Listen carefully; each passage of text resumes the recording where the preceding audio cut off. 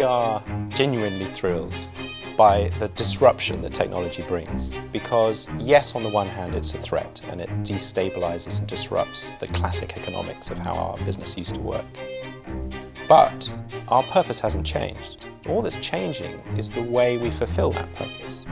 It all comes back to putting the customer at the heart of what we do. Previously, it's not just about the articles that we write anymore, it's actually about how we are making them available to our customers. In the last few years, we really have become to transform into a digital business. For the first time, our digital subscribers have overtaken print.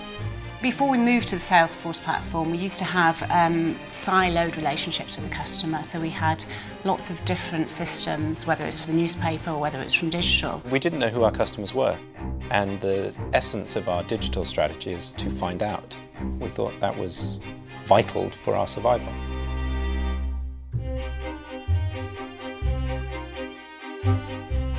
Salesforce is a solution that we can use for our business end-to-end. All our ft.com customers, whether they're registered users or subscribers, are currently inside Salesforce, and we service them from a single place. Bringing all the customers onto one platform, we can really start to share information about them.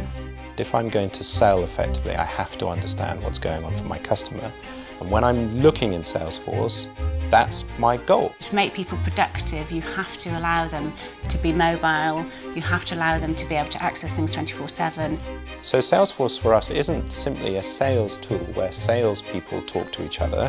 What we've got is a way of ensuring that we are more collaborative across the business, and equally with prospects and with customers.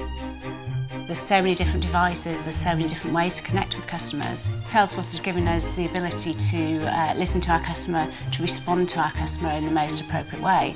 And actually within our customer service performance, you can actually see genuine business value has been driven. Getting customers is becoming increasingly harder, and they expect great service now. If they don't like your service, then they're going to move elsewhere. If you're not hearing what customers are saying, I don't know how on earth you're going to be developing products and services in the future to meet your customer needs. Following on from what we learnt from our customer, it was an easy step from there to go and build an app to work in Salesforce. When you are using Salesforce and you're looking at information on a prospect or an account, then an FT story about that company literally comes and finds you. If there is a story that matters to that prospect or that client, you will see it. And then when you go and have your meeting, you've got a conversation starter. It's days to develop and roll out applications, and our developers can actually just target the business problem and get deploying the apps as quickly as possible. We roll an app out, and if somebody says, "Can I use this on my iPad?" at the moment we just say, "Of course you can, just log in."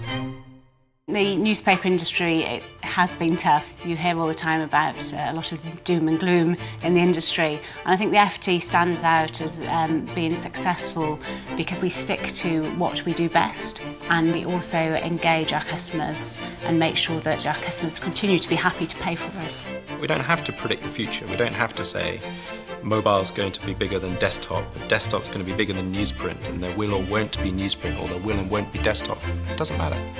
Because we now have that fundamental relationship with the customer, and we have a business model that is adaptive.